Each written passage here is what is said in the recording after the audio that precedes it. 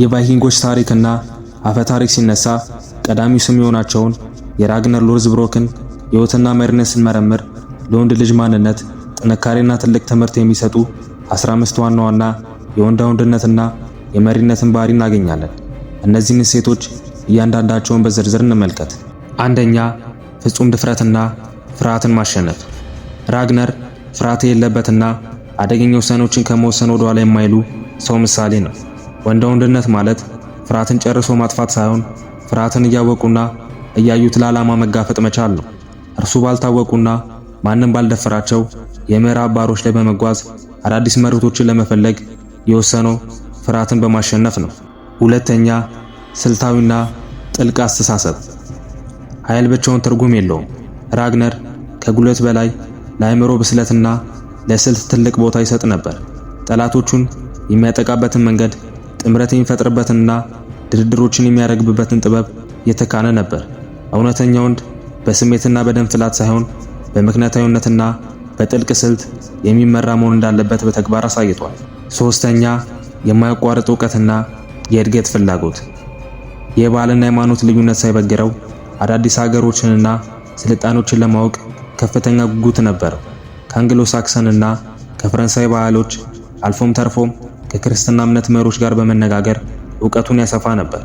ይህም ከአካባቢው አልፎ ዓለም አቀፋዊ ተጽዕኖ ፈጣሪ እንዲሆን አድርጎታል። አራተኛ፣ ለቤተሰብና ለልጆቹ መሰረት መሆን። ራግነር ለልጆቹ ትልቅ አርአያና የጥንካሬ ምንጭ ነበር። ልጆቹ ከእርሱ በበለጠ ታላቅ ስም እንዲያተርፉ መሰረት ጥሏል፣ አስተምሯል፣ አዘጋጅቷል። እውነተኛው ወንድ የራሱን ዝና ብቻ ሳይሆን ከእርሱ ኋላ የሚመጣውን ትውልድ ጠንካራና ስኬታማ አድርጎ የመቅረጽ ኃላፊነት አለበት። አምስተኛ፣ ባለራዕይነትና አዲስ መንገድ ፈጣሪነት። ሌሎች የቫይኪንግ መሪዎች በአካባቢያቸው ባለው ጠብና እርስ በርስ ግጭት ላይ ሲጠመዱ፣ ራግነር ግን አሻግሮ በማየት ባህር ማዶ ስላለው ለም መሬቶችና የተሻለ ሕይወት ያስብ ነበር። የባህልና የኑሮ ለውጥ ለማምጣት አዲስ መንገድ ፈጣሪ መሆን የወንዳ ወንድነት መለኪያ መሆኑን ያሳያል። ስድስተኛ፣ ጽናትን ካለመውደቅ መማር። በሕይወቱ ውስጥ ብዙ ውድቀቶች፣ ክህደቶችና ከባድ ኪሳራዎች አጋጥመውታል። ነገር ግን በእያንዳንዳቸውም ተስፋ ቆርጦ አልተቀመጠም። ከስተቱ በመማር ቁስሉን ጠግኖ ይበልጥ ጠንክሮ በመነሳት ጠላቶችን መልሶ ያሸነፍ ነበር። ውድቀትን እንደ ማጠናከሪያ እንጂ እንደ መቆሚያ ለመውሰድ ትልቅ የባህሪ ጥንካሬ ነው። ሰባተኛ፣ የተከታዮቹን ልብ የመግዛት ብቃት። ሰዎችን በግዴታ ሳይሆን በራሱ ማንነት፣ ንግግርና ታማኝነት ይማርካቸው ነበር። ተዋጊዎቹና ሕዝቡ ለእርሱ ሲሉ ሕይወታቸውን አሳልፈው ለመስጠት ዝግጁ የነበሩት እርሱ ራሱ ግንባር ቀደም ሆኖ አደጋን ስለሚጋፈጥና ፍትሃዊ ስለነበር ነው። መሪነት በስልጣን ሳይሆን በተጽዕኖ መሆኑን ያስተምረናል። ስምንተኛ፣ ለዓላማና ለቃል ታማኝ መሆን። የገባውን ቃልና የጓደኞቹን ክብር ይጠብቅ ነበር። አብሮት የተሰለፉትን የወንድሞቹን የተዋጊዎቹን አሳልፎ አይሰጥም። ክብርና ታማኝነትን ከማንም በላይ ያስቀድማል። ወንዳ ወንድነት ከራስ ወዳድነት ወጥቶ ለጓደኛ፣ ለባልደረባና ለዓላማ ታማኝ መሆንን ይጠይቃል። ዘጠነኛ፣ አካላዊና መንፈሳዊ ጥንካሬ። በጦር ሜዳ ላይ ያለውን ብቃትና አካላዊ ጥንካሬው የማይበገር ነበር። ይህንን አካላዊ ብቃት የሚመራው በጠንካራ ስነ ልቦናና በራስ መተማመን ጭምር ነበር። አካልና አእምሮን እኩል አዘጋጅቶ ለየትኛው ፈተና ዝግጁ መሆን የወንዳ ወንድነት መገለጫ ነው።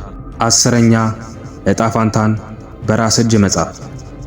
በተረቶችና በሌሎች ሰዎች ውሳኔ ከመመራት ይልቅ የራሱን ዕጣ ፋንታ ራሱ ይወስን ነበር። ንጉሥ ለመሆን አልተወለደም። ነገር ግን በስራው በብልሃቱና በጀግንነቱ የንጉሶች ንጉሥ መሆን ችሏል። ሕይወትን በሚመች መንገድ ብቻ ሳይሆን ፈታኝ ሁኔታዎችን ራሱ የቀረጸ የራሱን ታሪክ መጻፍ ዋነኛ የራግነር መለያ ባህሪ ነው። 11ኛ፣ ስሜትን የመግዛት ብቃት። ራግነር ታላላቅ ክህደቶችንና የቅርብ ጓደኞቹ ሞት ሲያጋጥማቸው እንኳን ስሜቱን ተቆጣጥሮ እቅዱ እንዲበላሽ አያደርግም ነበር። ወንዳ ወንድነት በንዴትና በስሜት ውሳኔ ከመወሰን ይልቅ በከባድ ጫና ውስጥም እንኳን ተረጋግቶና ስሜትን ገዝቶ የማሰብ ጥበብን ይጠይቃል። 12ኛ፣ ከአድሎ የራቀ ፍትሃዊነት።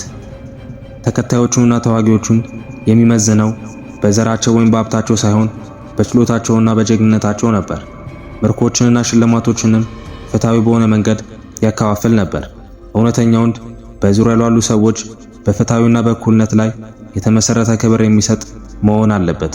13ኛ ስጋትና አደጋን ቀድሞ የመቀበል ብቃት። አዳዲስ ጉዞዎችን ሲጀምር ሊመጣ የሚችለውን አደጋና ሞት ጭምር አሰልቶ ተቀብሎ ይነሳ ነበር። አደጋን በመፍራት ካሮጌውና ከለመደው አጥር ውስጥ አለመውጣት የወንድነት ባህሪ አይደለም። ራግነር ትልቅ ስኬት በትልቅ ስጋት ውስጥ ይገኛል የሚለውን መርህ በተግባር ያሳየ መሪ ነው። 14ኛ ከተፎካካሪና ከጠላት እውቅናን መንጠቅ። ራግነር ወዳጆቹ ብቻ ሳይሆኑ ጠላቶቹ ጭምር የሚያከብሩትና የሚፈሩት መሪ ነበር። ይህ ክብር የሚመጣው ዝም ብሎ ከማስፈራራት ሳይሆን በሚያሳየው ተከታታይነት ስኬትና በማይበገር ማንነቱ ነው። ወንድ ልጅ በስራውና በባህሪው ጠላቶቹ እንኳን ሳይወዱ እንዲያከብሩት የሚያደርግ አቅም ሊኖረው ይገባል። 15ኛ እስከ መጨረሻው መጽናትና በክብር መሞት። በመጨረሻው ሰዓት በፓምፕ ንጉስ ሌላ የእባብ ጉድጓድ ውስጥ ተጥሎ ለሞት ሲቃረብ እንኳን ፍርሃት ወይም ልመና አላሳየም። ይልቁንም ልጆቹ ተመልሰው እንደሚበቀሉትና ወደ ቫልሃላ በክብር እንደሚሄድ እየዛተና እየዘመረ ነው ሕይወቱ ያለፈው። ይህ የማይበገር መንፈስ ጥንካሬ እስከ ሕይወት ፍጻሜ ድረስ ማሸነፍን ያሳያል። እነዚህ 15 እሴቶች ራግነርን ከታሪክ መጻሕፍት አልፎ እስከ ዛሬ ድረስ የጥንካሬ የብልሃትና የጠንካራ ወንድነት ተምሳሌት አድርገውታል። በስተመጨረሻም ቪዲዮ ከተመቻችሁ ላይክ ማድረጉ እንዳትረሱ። ሐሳብ አስተያየታችሁን ኮሜንት ላይ አሳውቁ። መልካም ቀን።